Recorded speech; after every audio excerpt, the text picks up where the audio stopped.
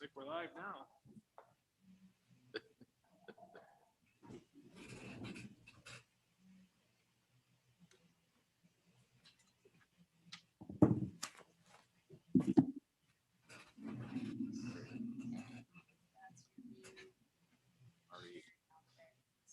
All right. You good? I think we're good. Yep. I'm just waiting for the minute to click over here on mine. So can't read the one that's up there. 5:29, same time. Okay.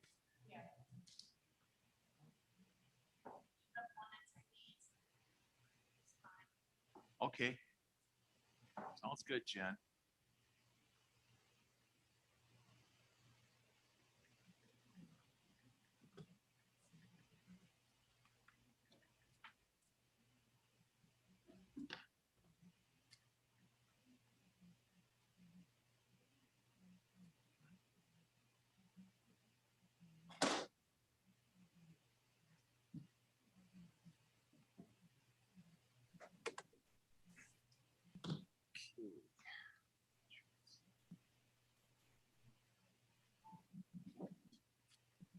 All right, well, it's 5:30, so I'm going to call the meeting to order. This is the May 27th Planning Commission meeting. Welcome tonight. We'll be taking items in the order that they are on the agenda. There's someone here for every item except it maybe the last two, so we'll just go right down the line. We did get a new agenda just a couple of hours ago, and what's been added since the one that came out a couple weeks ago is one item, which is the fence ordinance, and then there's been a change in the request for item D and different staff recommendation, which is the tower and radio station. So with that, I need to read some items here since this is still a hybrid meeting, so I'm going to take care of that right away. Pursuant to Minnesota Statute 13D-021, it is hereby found necessary that in-person meetings of the Planning Commission are not practical or prudent due to the COVID-19 health pandemic and the peacetime emergency declared by Governor Walz. Therefore, today's meeting is being held through telephone and other electronic means. These proceedings are being live streamed through YouTube to meet the requirements of Minnesota Statute 13D.021. Basically, if you're on Zoom, we're going to ask you to stay on mute unless you're talking. And then there is a messaging function, the chat function that you can do, and we are streaming live through YouTube. And Jen, this is being recorded, correct? Okay. Each person is asked to identify themselves when they speak. People that are here, actually, we would also like you to identify yourselves at least the first time. Your name and address, and if you have something rather long to say rather than a question, we'd ask you to go to the podium with that so that we can hear you. It's very difficult to hear on Zoom if people aren't at a microphone. In addition, each commission member is to state their name when you make a motion and when you second the motion. All votes will require a roll call vote. Those wishing to speak, it should raise their hand. That's also a function on Zoom for the issue they wish to speak to. We will then move you as a participant so that you can make your comments. And we will begin by a roll call of the Planning Commission. We have a couple of people online. I can see you here, but I still need to call the roll. So Nancy Hake, respond by saying here. Nancy? Here. Thank you. Eric Lundmark? I got to unmute. Here. Thank you. Marcus, I don't see Marcus Locker. Okay. Sean? Here. Here, thank you. Kyle? Here. There you are. Good. And Don Mariston?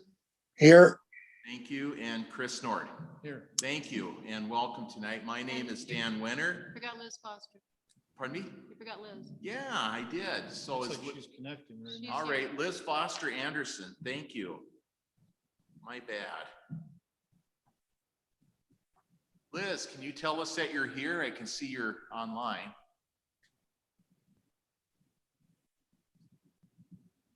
Okay, maybe she's still trying to connect. Well, we'll catch her in a little while. So I would note for the record that Liz Foster Anderson is showing up on our Zoom screen. Okay, with that, I'm going to also point out that the meeting, proceedings of the Planning Commission, for the most part, are recommendations, although taken very strongly by the City Council. But these recommendations will be considered at the June 7th Community Development Committee meeting, which is at 5 o'clock at the City Council chambers. And they will then make a recommendation to the full City Council, which is also at 5 o'clock, but on Tuesday, June 8th. And we're not sure where that's going to be yet, but I'm expecting a hybrid. It won't be here because there's an event here. We're expecting a hybrid meeting, and at this time, we're anticipating that'll be held at the pavilion. So with that, we're going to move Dan, excuse me, did you say that the CDC meeting is going to be at the council chambers? That was my understanding, Larry. Is that incorrect? Is Kelsey there? Kelsey is not here. So if that is tentative, then we'll just treat it as tentative, and you'll get word out as to where. You should say that's tentative. All right, but it's still at 5 p.m. on the 7th, correct? That is correct. All right, so we just have to ask a little forbearance as things are moved around yet due again to although the pandemic is winding down, it's still with us. So with that, we are called to order. We've done the required reading. We're going to go ahead with the agenda. First item of business is the minutes. Is there approval of the minutes? I need a motion. Sean, I move to approve the minutes as written. Thank you, Sean. Do I hear a second? Don Mars doing seconds. Thank you, Don. And I will call the roll on that. So Nancy? Aye. Eric? Aye. Thank you. Sean? Aye. Okay, thank you. Kyle? Aye. Thank you. Don? Aye. Thank you. Chris? Aye. Thank you. Chair votes aye. Liz, are you with us? I am. Aye. Thank you. And we'll consider that you've answered the roll call now also. So thank you very much. So moving on, the first item of business, there are several public hearings. The first is a public hearing to give consideration to a conditional use permit to allow expansion of a self-storage facility at 1844 Nottoway Drive. And the way this, the format that we use is first we hear a staff report on this, then we'll take comments from the audience, and then we will take questions from the commissioners and then take action on the item. So Larry, could you please fill us in on the expansion of the self-storage facility? And by the way, we do have several people here from the neighborhood. Okay. This is a request from Glenn Dizzy to add another storage unit to the existing storage units at Lakeview Self-Storage. The proposal is to add a 20 by a 180-foot building along County Highway 22. It's got a setback of 30 feet. And it also has a 10-foot side yard setback on the south end and a 19-foot side yard setback on the north end. Staff recommends approval of this conditional use permit subject to the following conditions. One, that the owner obtain a stormwater mitigation permit prior to issuance of a building permit. Two, that the building not exceed 25 feet in height. Three, that the project be constructed as shown on the approved site plan, and that any new drive areas be paved. Four, that the owner obtain a Pelican River Watershed District permit prior to issuance of any building permits. And five, that the owner provides screening at least 6 feet high along County Road 22 and also along the north end of the new building. Thank you, Larry. Anything else on that? No, if you look at the screen, this is the site plan. The new building would be to the far left, the hashed area. Okay.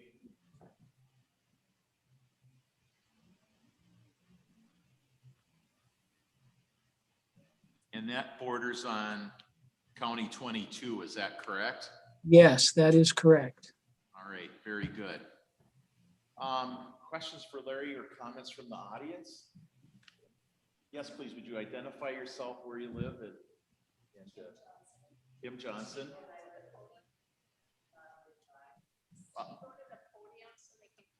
All right, thank you. Sure, okay, thank you.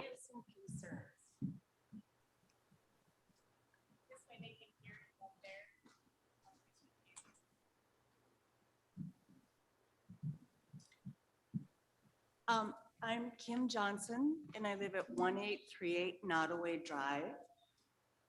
Thank you. These are my neighbors.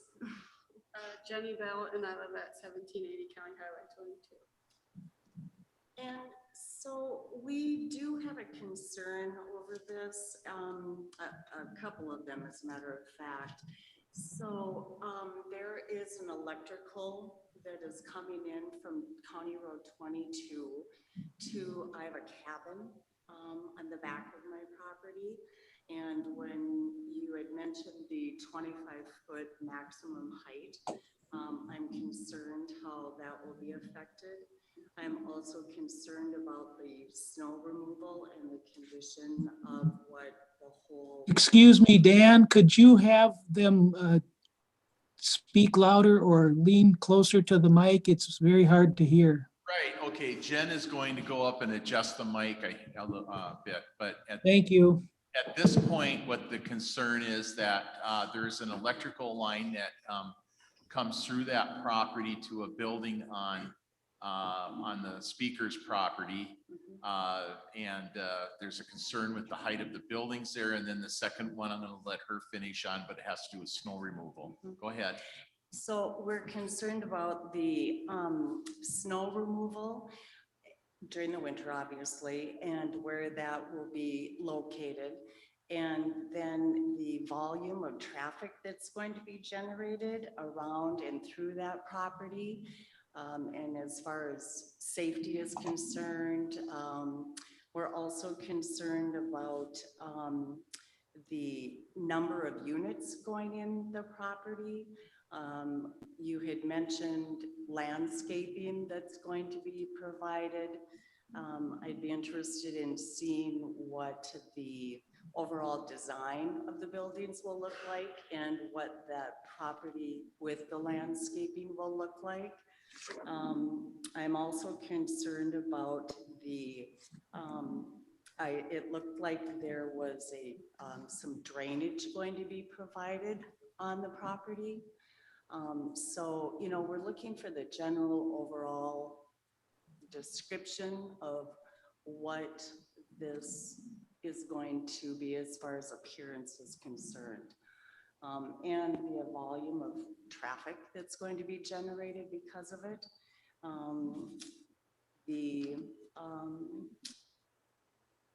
I guess that's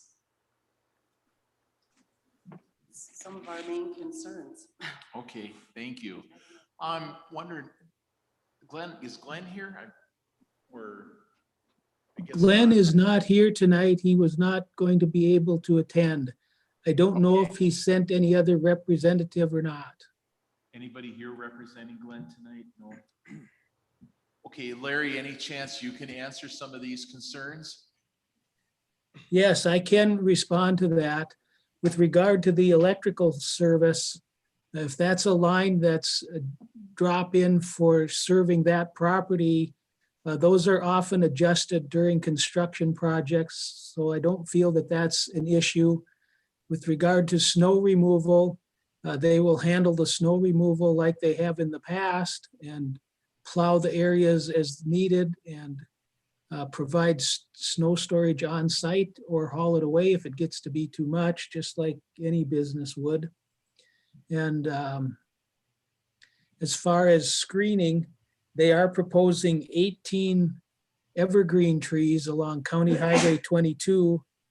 And they are required to provide some screening on the north side of the building, but they haven't shown me yet what that might be, but they will provide several trees in that area as well. So Larry, is that electrical line coming through? Is that the city's responsibility to make sure that still gets to the property owner? Yeah, well, if it's in the city's service territory, yes, we would be the ones responsible to do that. Okay, but generally the utility is responsible for seeing that that line gets put in a spot where it can get to the property owner. Well, if it, if it's a main line, sometimes the developer is required to pay to move that. But if it's a drop line to serve some customer, that's typically something that public utilities would address. Okay, but typically it would not be the responsibility of the person getting the service right now. It would be the No. responsibility of the developer or the utility. Yes, correct. Okay. Okay, thank you, Larry. Any other questions that you have? Yeah, Larry, I don't think you answered how many units were gonna be in there. I think she asked that too.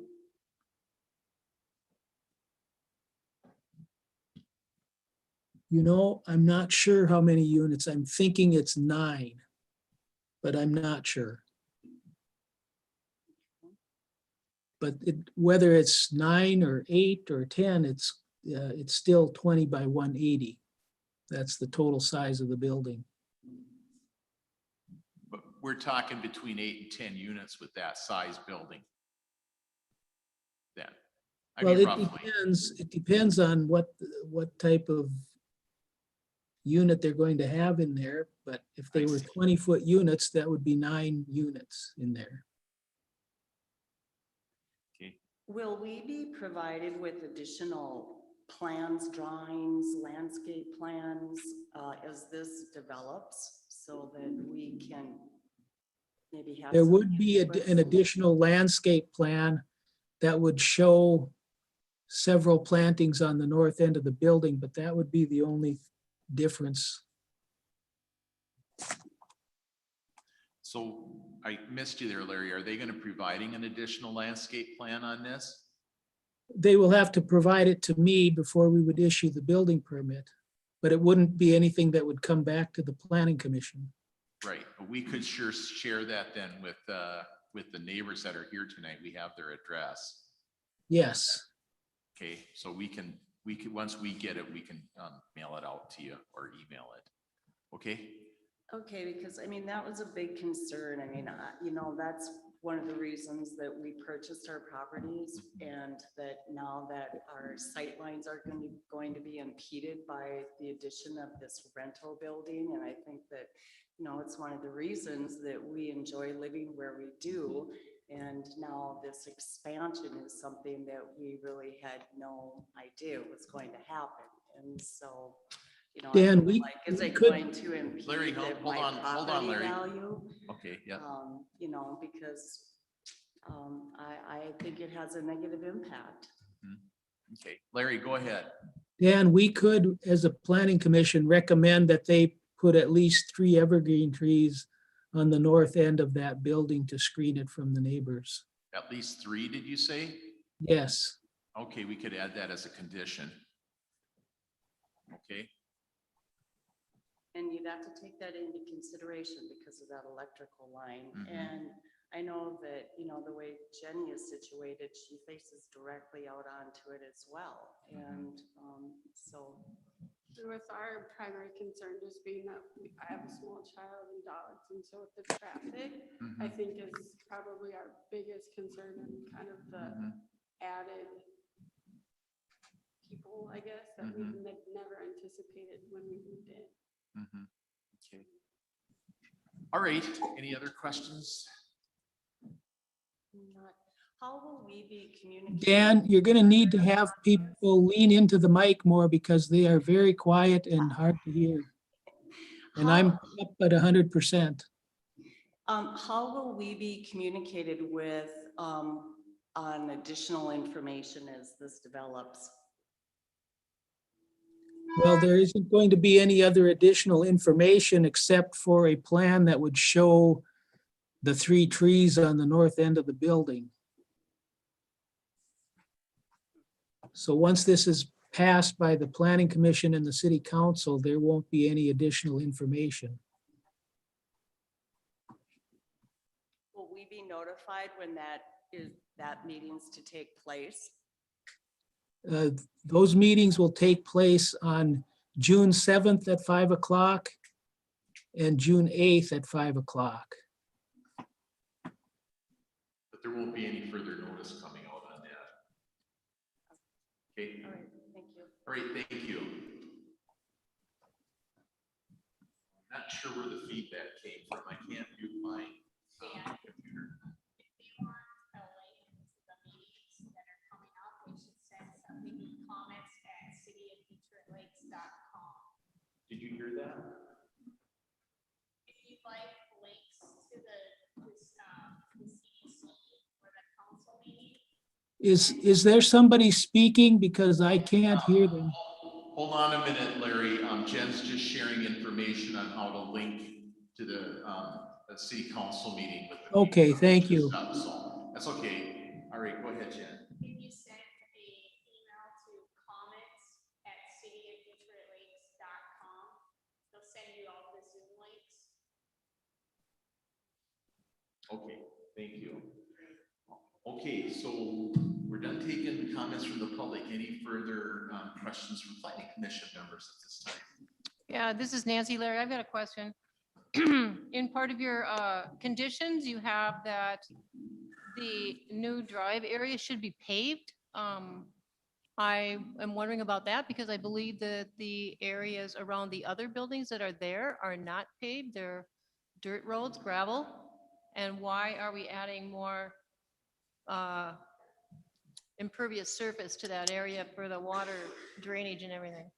Well, gravel is impervious surface as well, so we're not adding any new. We're just making them pave like our ordinance requires for the new stuff. We can't go back and make them pave the old stuff that was put in and is illegal non-conforming use, but we can make them pave the new areas. Other questions, concerns? I just have to mention the traffic. That's always a concern. But I have to say, 8 to 10 additional units, that doesn't seem to add a lot of volume there in my mind. Just so you know where I'm coming from on this, I hear you, but that's what I'm thinking. Okay? Yeah, and along that line, the traffic is, the entry into the property is all off of Nottaway. Is that right? There's no entry in there off of County 22. It's all off of Nottaway.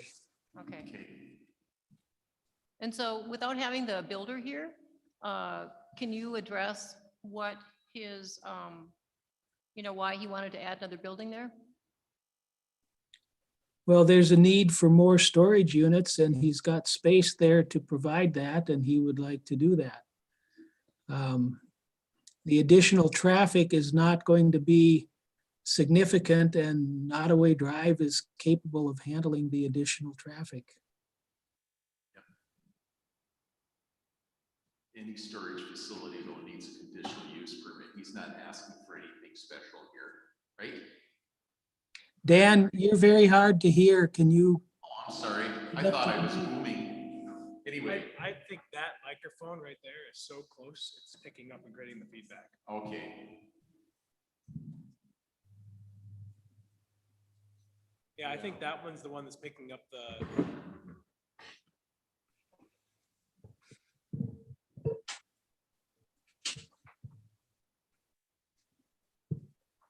So that's giving us echo. We might need to turn that one off for right now, Jen, until we get another. Yeah. Let me try it this way. Can you hear me now, Larry? A little better. Okay. Unfortunately, we're getting feedback. Anyway, what's that?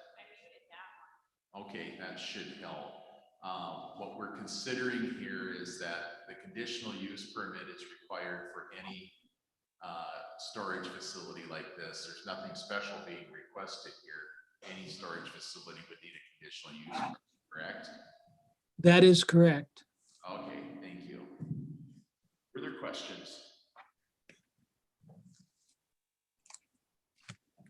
Okay, well, with no further questions, I would ask for a motion to deny this. I would move to approve it, Eric but I would like Blummer. to add that condition.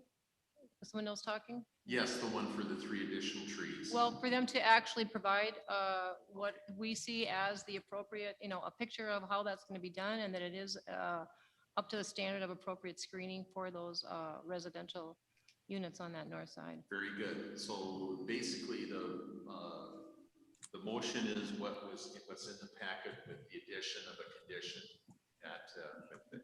a condition looking for a map showing the screening, particularly on the north side.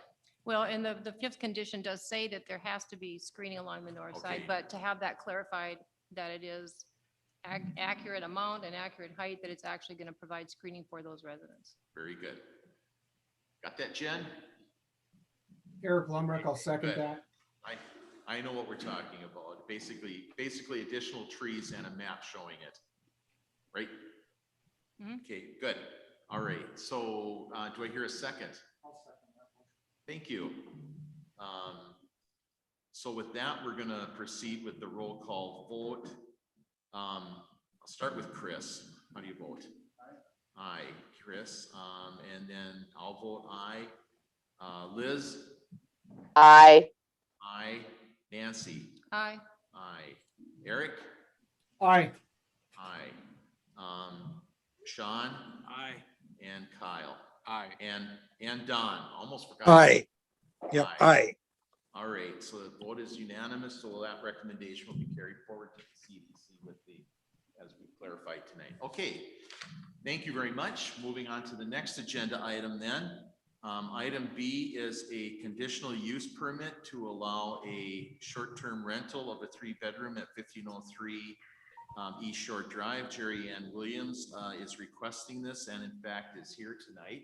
So once Larry gives his report, we'll ask you to go to the podium then and do a little, fill us in on it, okay? So with that, Larry, could you address Yes, this, please? this is a request for a conditional use permit for a short-term rental at 1503 East Shore Drive. They would have to meet the conditions that are listed in the staff report.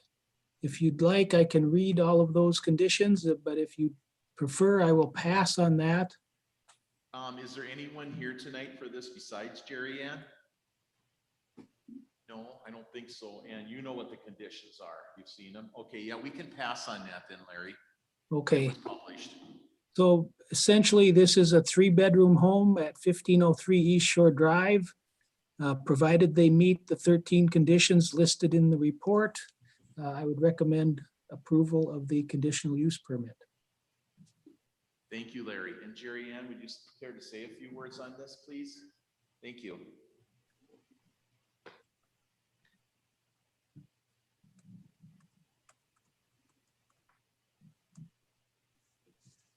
Sorry, Larry, it's a long way from the audience to the podium or for those of you online, so it takes a bit.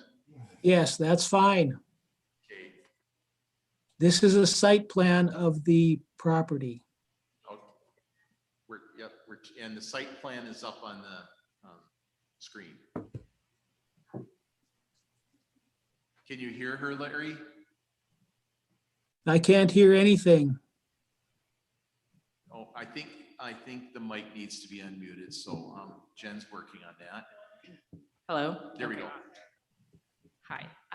Yes, my name is Jerry Ann Williams. I go by Annie. I bought the property at 1503 East Shore Drive about a year ago. My long-term intent is to make it my primary residence. Right now, it's just a second home for me. I currently live in Pittsburgh. So once my young adult children are fully adulting, I do plan to move here full term. But when I'm not using it, I wish to use it as an Airbnb. I own a corporate and leisure travel business in Pittsburgh. So I'm familiar with hospitality. I also have owned rental properties, both long-term and short-term, for the last 10 years. So yeah, I'm just seeking approval to use it part-time as an Airbnb. Okay. Well, thank you, Annie. So appreciate that. Any other comments on this from anyone in the audience or? Okay, well, with that, we'll have the planning commissions ask any questions or provide comments on this. No, I think we're good at this point. Yep. Comments, questions, anyone online? Okay, hearing no comments or questions, I look for a motion on this. This is Sean. Liz. I make the motion. Okay, thank you, Liz, and we'll have Sean, I Sean second. seconded. Thank you. So, any further discussion from the planning commission? Okay, with that, I will call the question. So we will start with Liz, in fact. How do you vote? I vote aye. Thank you. Nancy? Aye. Thank you. Eric? Aye. Aye. And Sean? Aye. Aye. Kyle? Aye. And Don? Aye. Thank you. Chris? Aye. And Dan, the chair, votes aye. Motion passes. I won't call for opposed as we're unanimous on this. So thank you very much. And again, I would recommend you come to the CDC if you can make it. So thank you. All right. So now we're going to move on to item C, which is a public hearing to consider a variance to allow 33.9% impervious surface coverage for basically 102 square foot stairway at 948 South Shore Drive. Mike Larson is requesting this, and Mike is with us tonight. But again, we'll start with Larry. If you would go ahead and introduce this. Yes. Mike Larson is asking for a variance to be at 33.9% impervious surface coverage so he can construct a 102 square foot addition for a stairway at 948 South Shore Drive. He's going to be removing 140 square feet of impervious surface in order to add this addition. So he's actually going down with the amount of impervious surface coverage he has. But the problem is that he's got an older property. It's a 13,706 square foot lot instead of the required 15,000 square feet required by ordinance. And he also has the burden of a shared driveway with the neighbor. So he's got an entire driveway on his property that's shared with the neighbor. He's asking for approval of the variance. I'm recommending approval of the variance subject to the following conditions. First, that the addition be constructed as shown on the approved site plan. That the owner apply for and obtain a mitigation permit from the City of Detroit Lakes prior to issuance of a building permit. And fourth, that the owner obtain a Pelican River Watershed District permit prior to issuance of a building permit. Now, normally, we have been avoiding a lot of variance requests of this type because people are able to get a mitigation permit and mitigate up to the required or up to 30% impervious surface coverage. But since this property is at 33.9%, he needs to get a variance, but we still want him to provide all of the mitigation that other people are required to provide in order to have that variance. Yes, thank you, Larry. It looked to me like actually the amount of impervious surface is being reduced here, though. Yes, not a lot, but a little bit. Yep, so we're not adding anything in. Okay, thank you. Mike, would you care to talk about this at all? Again, if you would, if you have anything. Don't need to, but most people like to, so. Long walk. Yeah, we should have set the chairs up on the other side. Anybody with a Fitbit is happy tonight. They get a few steps in. So. Okay, I'm Mike Larson, and my Detroit Lakes residence is 24955 Lake Ridge Lane on Lake Sally, and we have this property, and it's kind of goofy where it's got a semicircular staircase is the only way to get down to the master bedroom, which is on the main floor, and so we're trying to figure out a way to get a normal staircase in there, which the only way that we can figure out is to go on the outside of the house and add on to it in a really small addition. And we have the burden, as Larry said, that we have the entire driveway, which is a shared driveway, but the way the lot is set up, the entire driveway is on our property. So we have a little bit more impervious surface than normal, and our neighbor benefits by it. So this was the only way that we could come up with strategy to get a regular driveway or a regular stairway in the property. Okay, thank you, Mike. Questions for Mike? Mike, this is Don. I was wondering, what's the purpose of getting rid of your spiral staircase? Well, it's actually a modified spiral staircase. It's not a normal spiral staircase where you have a pole in the middle and you go around the pole. It's actually open in the middle. So if you slipped, you'd go all the way down and there's nothing to grab onto. It's extremely unsafe. And that's our main reason for getting rid of it. If it was a normal spiral staircase, I probably wouldn't even be as concerned with it, but it was kind of a modified circular staircase going down, and there's nothing to stop you once you fell. Okay, thank you. Any other questions for Mike? Okay, great. So thank you. So with that, we'll turn from the audience to planning commission members. Do you have any questions for Mike or Larry on this? This is Eric. Okay, well, Lundmark. any questions from online? Okay, well, hearing none, we'd be looking for a motion to approve or deny this again. This is Nancy. I would move to approve. Okay, This is Kyle. I vote second. okay, so we have a motion and a second. Is there any further discussion on this? Dan, Eric Lundmark did have a comment he wanted to make. Eric, yes. Okay, we have time for that yet. Go ahead, Eric. Yeah, I was just gonna say that I've been in Mike's house and that stairway is a health hazard. So I think this is a nice option for him, and I'm in favor of it, so. Okay, thanks, Eric. Yeah. I have the same opinion. Okay, thank you very much. Okay, so any further comment? All right, let's go ahead and call the roll. So Kyle. Aye. Aye, Kyle votes aye. Don? Aye. Chris? Aye. Chair votes aye. Liz? Aye. Nancy? Aye. Thank you. Eric? Aye. Aye, and Sean? Aye. Aye. So again, the motion passes unanimously. So we go into the CDC with that recommendation. June, I've mentioned it before. Can't remember now. Anyway, so moving on to item D. Larry, do we need to handle this in two chunks? Because one's a rezoning and the other's a variance. We can handle it as one public hearing since all of the information is similar, but we should have two separate motions to deal with the issue at the end. Thank you, Larry. So with that, basically, we're having a public hearing though on rezoning a B3 auto-oriented business district to I1 light industrial. And then we're looking for a variance from the setback requirements to construct a 100-foot tower.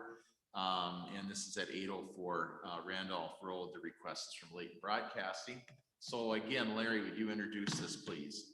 Yes, this is a request from Layton Broadcasting to rezone the property on Randolph Road from B3 to I1.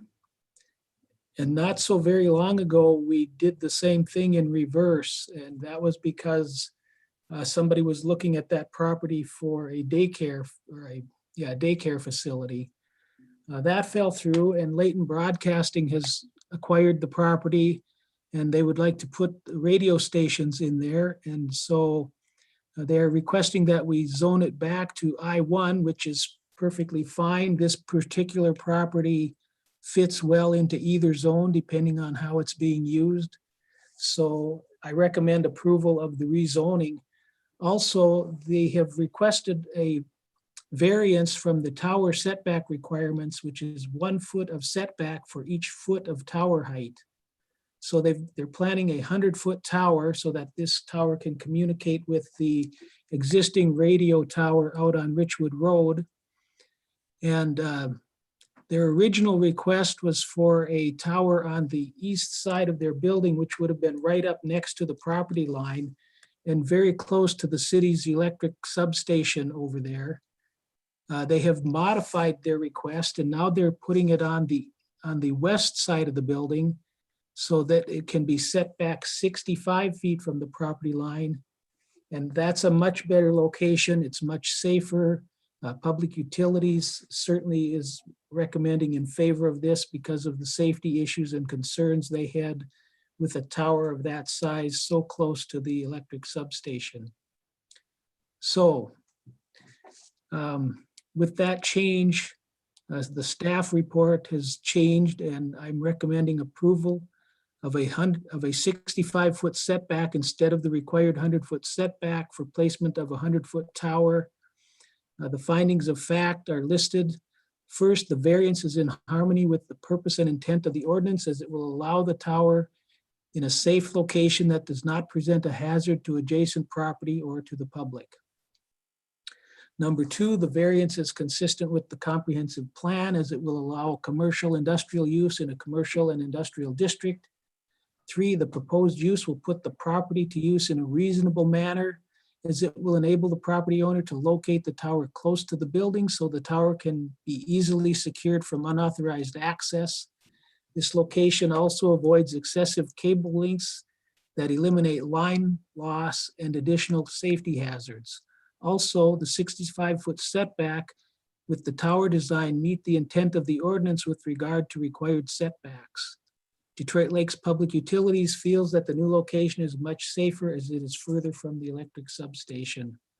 Four, the circumstances are unique to the property as the owner is utilizing an existing structure to house the radio station and needs to locate the tower near the building to eliminate line loss related to excessive cable links from the tower to the control room.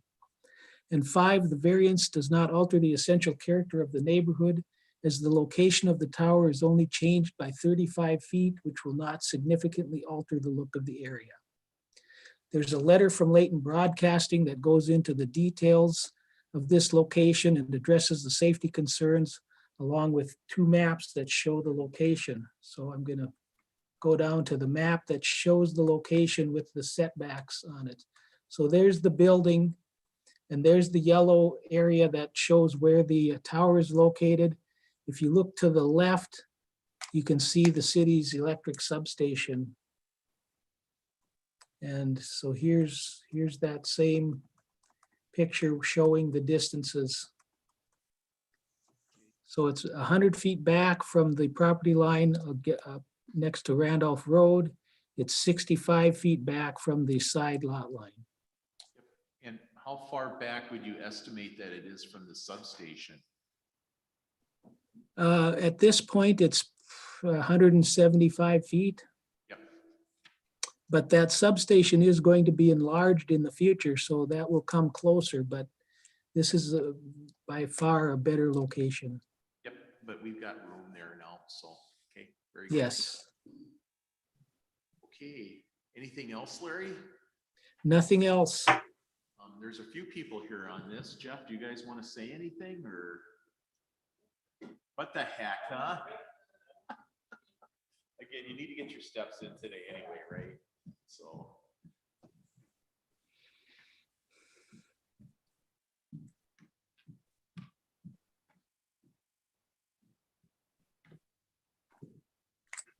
Hello, I'm Jeff Layton with Layton Broadcasting.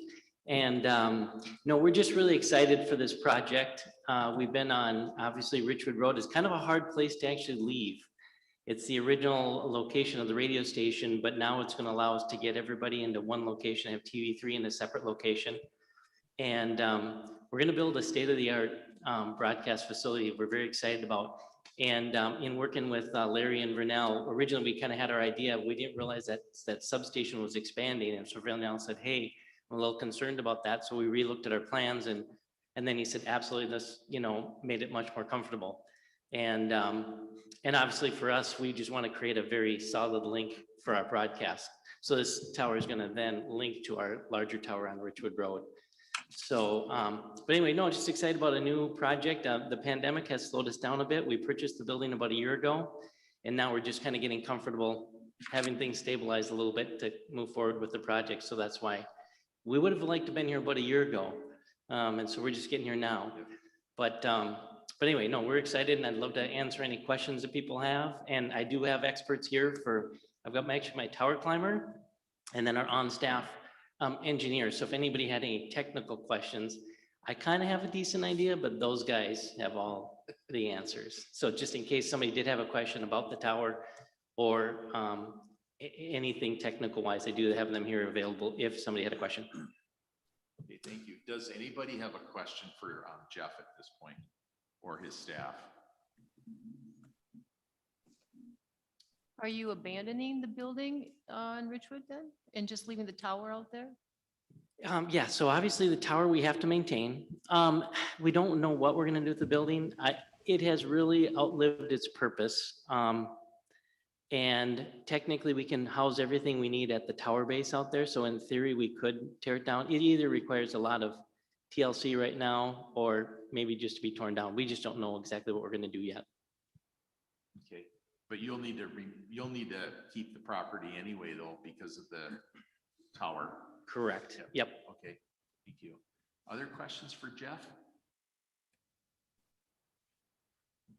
Okay, well, hearing none, we'll look for questions from planning commission members.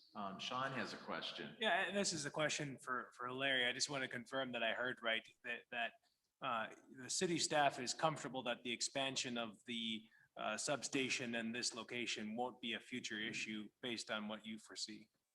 Yes, Public Utilities has looked at it very carefully and they are in favor of this location and very comfortable with it. Perfect, thank you. Yeah, if I recall, you were telling me that you and Kelsey and Burnell were all going out there, right? Did that happen? Yes, we were out there. Okay, very good. So good question. Any other questions for Larry or, okay. Okay, well, hearing none, we'll close the public hearing on this, and I'd be looking for a motion on this to approve or deny. This is Liz. I'll make the motion to approve the rezoning, and I will also make the motion to approve the variance as presented. Okay, so we've got two motions on the table. But I think I'm gonna, Liz, you get to make both motions, but I'm gonna call them separately, okay? So that's fine. Do I hear a second for one or the other or both? This is Don Marstoon. I'll second the motion for both. All right, so kind of glad Charlie's not here because I'm not sure if we can do it this way, but I am gonna call roll separately on this. So, Don, how do you vote on the rezoning? Yay. Yay, and we'll just go right down the line on the rezoning. Chris? Aye. Aye. Chair votes aye. Liz? Aye. Thank you. And Nancy? Aye. Aye. Eric? Aye. Aye. Sean? Aye. Aye. Kyle? Aye. Kyle votes aye, and that motion passes unanimously. And now on the motion for the variance, and I'll start with Don again. Aye. Aye. Chris? Aye. Aye. Chair votes aye. Liz? Aye. Aye. Nancy? Aye. And thank you. Eric? Aye. Sean? Aye. Aye. Kyle? Aye. Aye. And again, the motion passes unanimously. Thank you. So we're good to go on that. All right. Well, with that, the next piece of business that we have up here is a request from Broadway Welding to get an extension on a non-conforming use permit for an addition that they want to do. This is in safety zone B of the airport and is at 1090 Legion Road. So Larry, you want to introduce this, please? Yes, this is a request for a one-year extension for Broadway Welding. They have three different approvals that they received. One was for a non-conforming use permit to allow an addition. The other one was a variance for paving 71 parking spaces instead of all 108 required spaces. And three was a variance from the airport zoning requirement to allow the 110,500 square foot building on a 5.56 acre lot in airport land use safety zone B. They've just had some other issues and they've acquired some other property And so they got delayed on doing this project, so they would like a 1-year extension. Okay, thank you, Larry. Did you wanna, anybody wanna talk about this one? Guess we don't have anybody here for that, so. Okay, so any questions for Larry on this? Okay, so it's business. I don't have a hearing to close, but I'd be looking for a motion on this. This is Sean, so moved. Motion Extend from 1 Sean year. Nancy will second that. to extend. Nancy seconds it. I will call the question. Sean? Aye. Aye. I'm sorry, further discussion. I'm still calling that, but any okay. further discussion? No. All right, very good. Sean votes aye. Kyle? Aye. Aye. Don? Aye. Thank you. Chris? Aye. Aye. Chair votes aye. Liz? Aye. Aye. Thank you. Nancy? Aye. Thank you. Eric? Aye. Very good.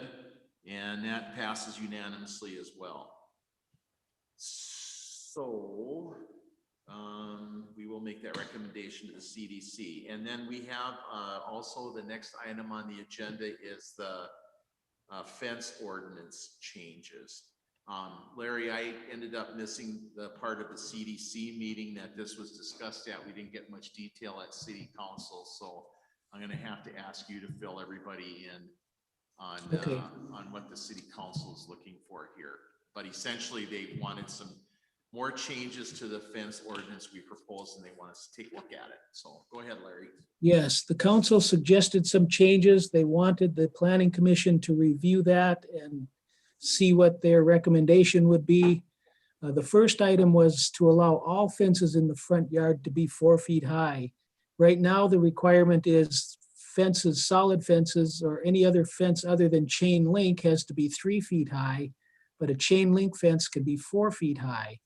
And the reason that our ordinance is like that is to provide visibility for people backing out of their driveways. If you have a 4-foot high fence all the way out to your sidewalk or close to the sidewalk, it was felt that you might miss cars coming down the street, people walking, people bike riding, children on tricycles.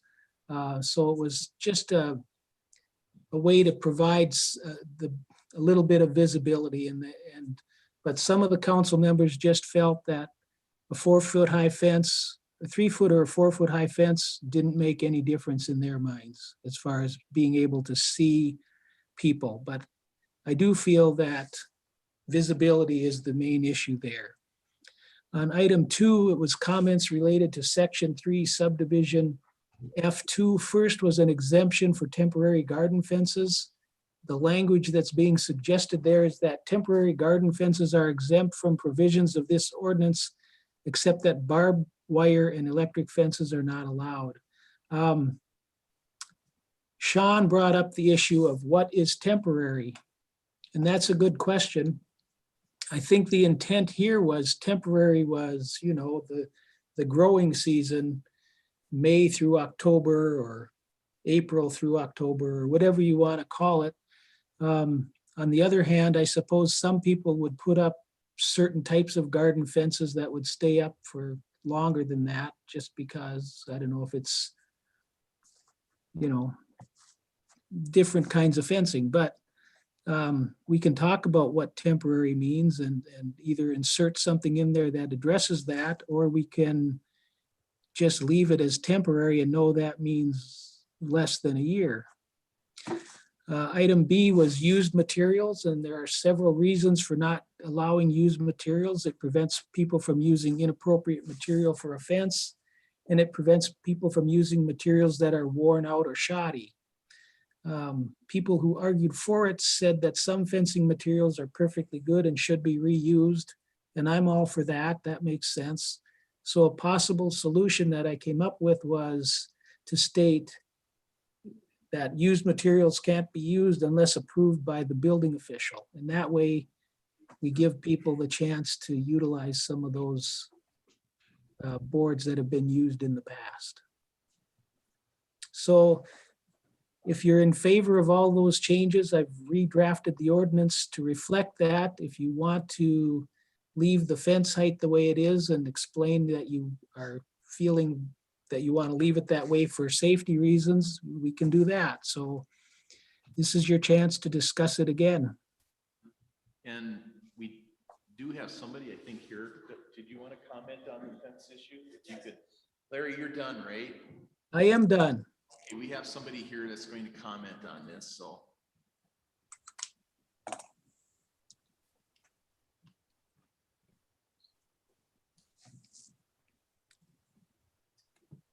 Hello, is the mic on? Sounds Yes. like it. All right. Yes. Good evening, everyone. Thank you for hearing me. And my name is Andrew Graham. I live at 308 Sunset Avenue. And I was the one who appeared at the council meeting a few weeks ago and made a few comments. And Larry, I want to thank you for taking those comments into account. It sounds like the changes that have been made in the draft go a long ways in the direction of what I had suggested. I'll just fill in a little bit for members of the commission just to know that as a gardener myself, I'm very familiar with the problem of wildlife coming and taking the crops that you've put a lot of time and effort to grow. And we all know that you need fencing to keep animals from doing that, especially deer. Sometimes it has to be taller fencing. And the reason that I was particularly interested in making sure that the ordinance didn't prohibit certain types of wire fencing or things that might be considered agricultural fencing, as the original language said, and maybe it still does, except now there's an exemption, is that for that type of fencing, it's inexpensive, it's practical, you can move it around. And so it really does make the most sense for that type of an application. So with the exemption that's been proposed for garden fencing, that makes a lot of sense to me. I do use temporary seasonal fencing. So for me personally, the wording that Larry just expressed works. I will note that some people do install, really permanent fences that are tall, made of wire to keep deer out, and they don't want to have to go and replace them every year or take them down, put them back up.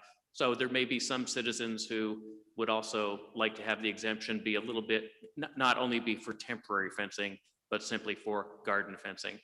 For me personally, it works either way. And then secondly, on the issue of using used material, it sounds like the way that the language is now proposed would allow that if approved by a building official.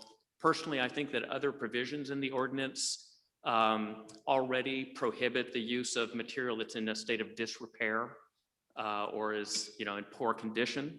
So being someone who does believe strongly in reducing, reusing, and recycling materials in every aspect of what we do, I would favor simply striking the word used as being prohibited material and leaning on the other aspects of the ordinance that require fencing materials to be in a state of good repair to prevent people putting shoddy materials or something that's going to fall down the next year in place.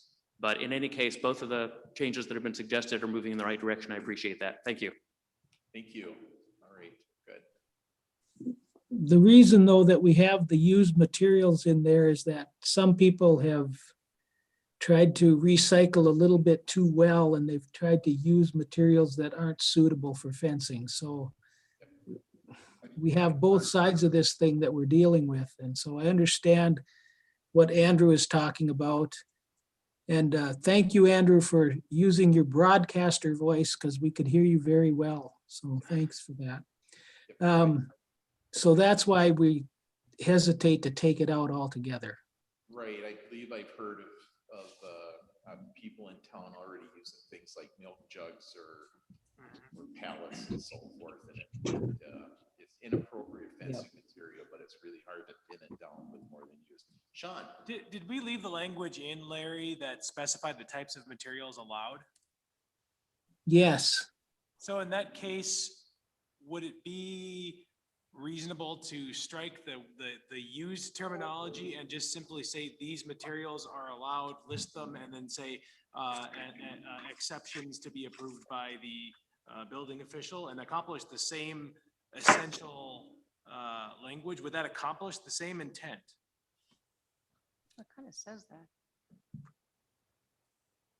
It says no used materials unless approved by the building official. Right. That's already in there, so, yeah.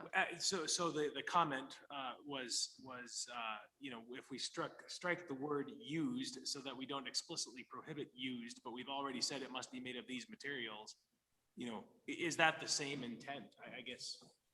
Well, no, it doesn't quite cover it because it doesn't, the types of materials that can be used include plastic and things like that. Yep. I So you understand. could end up with somebody trying to build it out of laundry baskets and milk jugs and Yep. things that are not suitable. All So, right, thank you. That makes a lot of sense. I appreciate that. Yeah, Larry, my question is, in the copy of the section 3 subdivision F, is that the way it is worded now, or is that the way you have reworded it? Or you're gonna reword it with those items that you put? I'm going to reword it with the items that I have in the staff report. So I want to have if you could clarify for me, in the one, in where it is describing it, it says no fence shall be constructed of any agricultural fencing materials, electrically charged elements and barbed wire. So clarify for me what an agricultural fencing material is. When you're saying that, is it? Well, is it just, chicken wire, hog panels, different kinds of fencing like that. Andrew could probably describe more fencing materials than I can, but you've seen them out at the L&M Fleet or at Menards. It's the chicken wire and the hog panels and things like that that can work well for different purposes, but don't necessarily look good as a residential fence. okay, so then I want to clarify with Andrew's comments and the gardening aspect of it, temporary garden fences. So am I misunderstanding, or is this fencing ordinance has to do with fences that line the property, fences that are around the property? That Well, are it the isn't border just- of it the isn't just property? perimeter fences. This regulates fences anywhere in the yard. That's And what we're I want, trying I mean, to, that's what I'm we're asking. trying to carve out an exemption for garden fences. We don't have to say temporary. We could just say garden fences are I mean, it's exempt. like if it's not on your perimeter, but you've got a, whatever, 12 by 12 place in your backyard that you have a garden, and you're putting a fence, these materials and these rules apply to that, that's just inside your yard as well. Right? Is that Yes, what they you're saying? do. That's why we're trying to carve out the garden exemption. So Nancy, are you?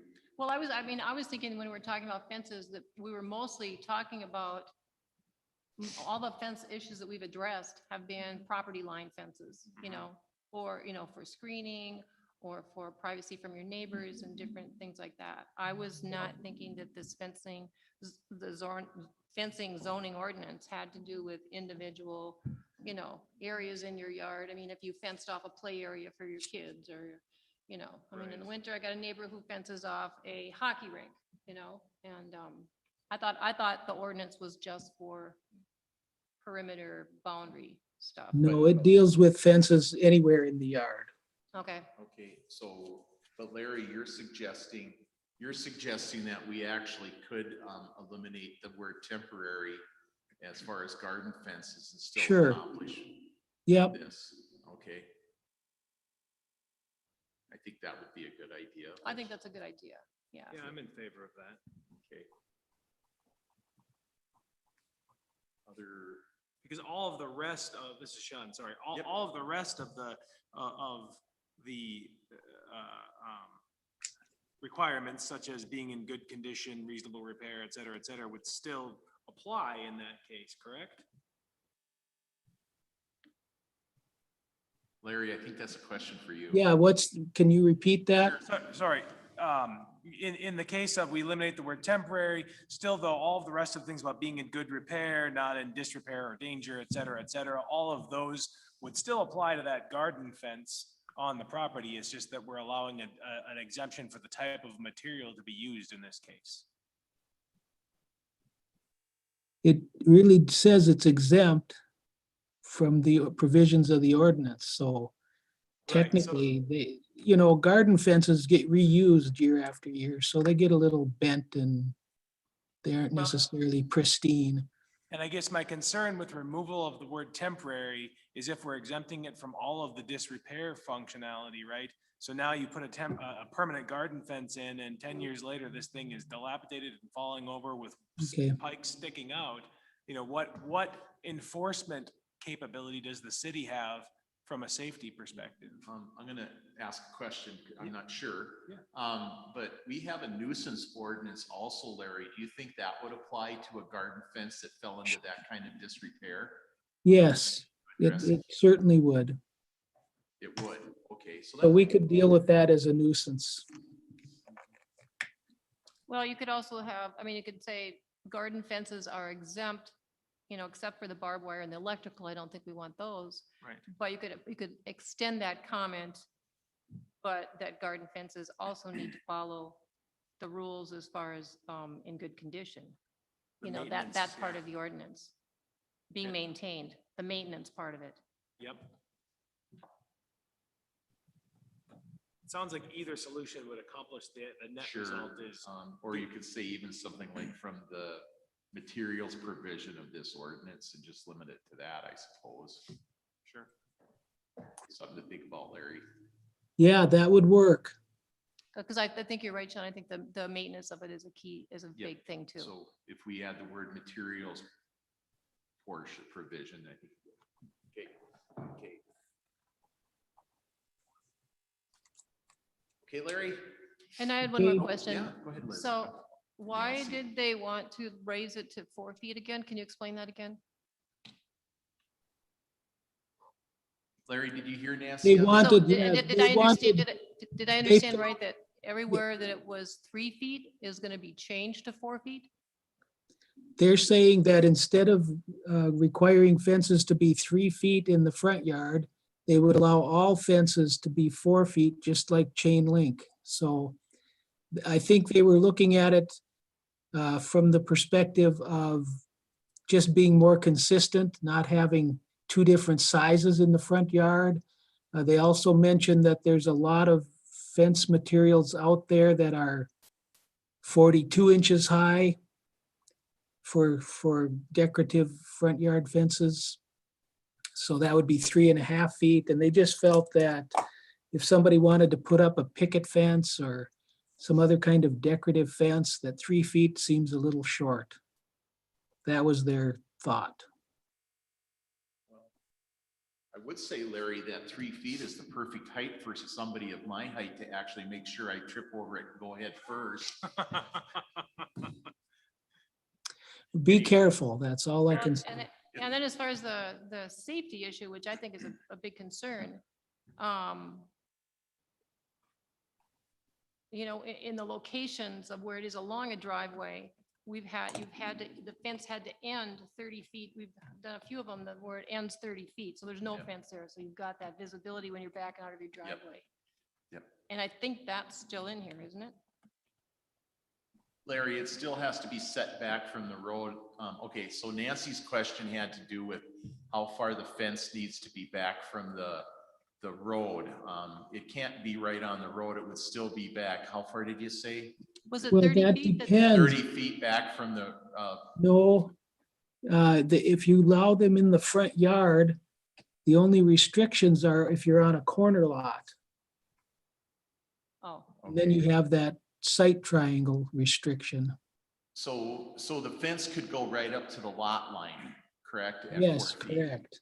Okay, you know, so if the lot line was where the road right away ended, it would theoretically be able to be right on that.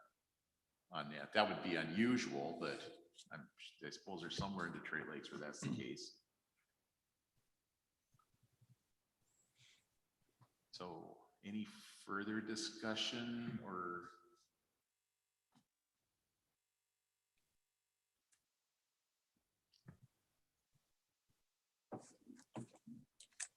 Oh, I like the idea of making it consistent with, you know, rather than the 3 foot, the red zone, 3 foot high fence or 4 foot chain link. I mean, is it 4 foot chain link? Because chain link comes in a 4 foot length. That's the only way you can get it. That's what I figured. I Yeah. think so. Yeah.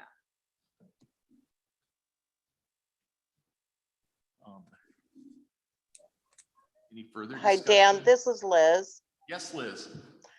Just to add a few comments on what Nancy made there, chain link you can purchase in 3 feet, 4 foot, 6 feet, as tall as you want. I do understand what Larry's original comment on visibility, one for curb appeal at a 3 foot height, and then 2 for a safety factor at a 3 foot height. I have seen in doing my due diligence for front yard fencing, I've seen average ordinances at a 3 foot height is what I've seen in doing my due diligence. Okay. So are we at a point where the only question here is the 3 foot versus 4 feet I'm hearing? Yes. Okay, so we need to make a recommendation on that. You know, I certainly can, again, I will tell you that, Larry, that at the city council meeting, the only way this was brought up was that the chair of this community development committee came and said that they recommended sending this back to us to look at these provisions, but there was no vote on it at city council nor any input on certainly the 3 versus 4 foot provisions. So you would have had the 3 people that were at the CDC meeting providing this input. That would be 3 people, right, Larry? I had to step out at that portion. Yes, there were 3 people. So it's not that the whole city council is recommending 4 feet. There were several people that asked us to take a look at it. They certainly will listen to whatever we want to do on that. Yeah, Sean. Larry, does the city staff have a particular opinion on the safety risk of 4 feet versus 3 feet? My opinion is 3 feet is plenty high, and if you get higher, you're eliminating even more area where you can see if somebody's coming or a car's coming.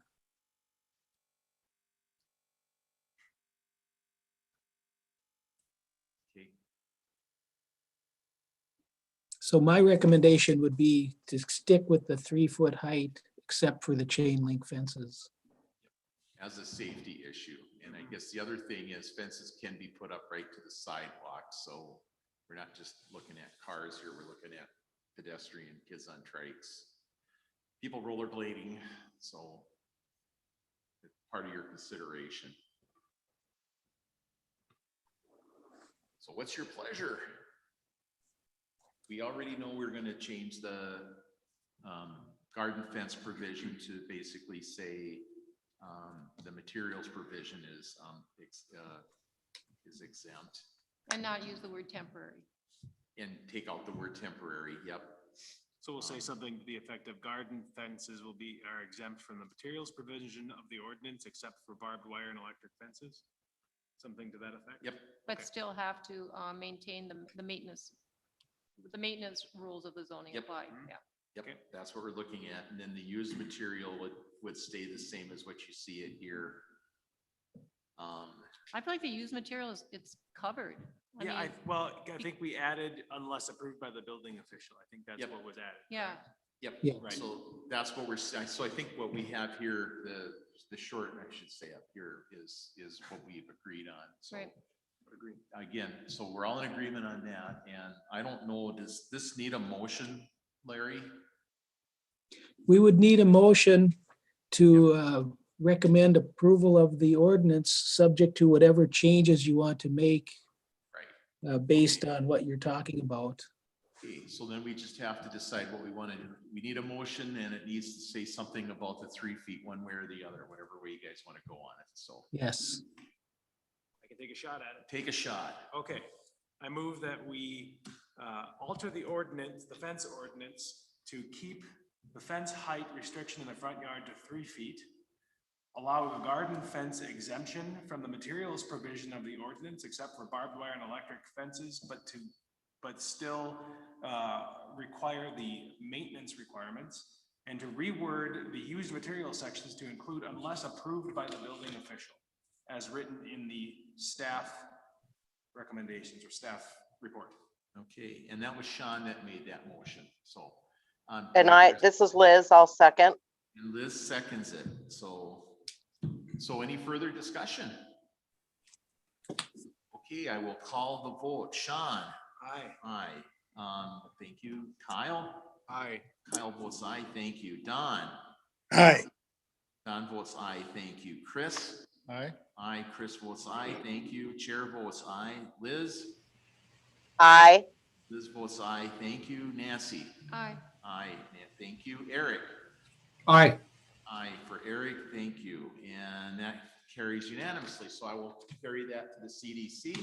I will give them our reasoning, the 3 feet being a safety issue, particularly regarding cars, pedestrians, bicycle riders, and so forth. And we will see what they want to do. So, okay. I'd like to thank you, Andrew, for bringing your Yes, thank you, concerns. Yep, very good. So that was well done, everybody. Good input on that. I appreciate that. We've reached the end of the agenda unless somebody wants to go over the status report of the conditional use and variances. Thank you. Or has questions on it too. So no. All right, great. Anything else that needs to come up tonight? Okay, well, with that, hearing nothing and hearing no objection, I will adjourn the meeting and thank you all for coming over here tonight. It's hopefully, I mean, it's great that people attended by Zoom. I've done that very often, but it's nice to see a few people again. The first time I've actually been on site, and it's very good. So thank you. Thank you all and good job and good night. Good night.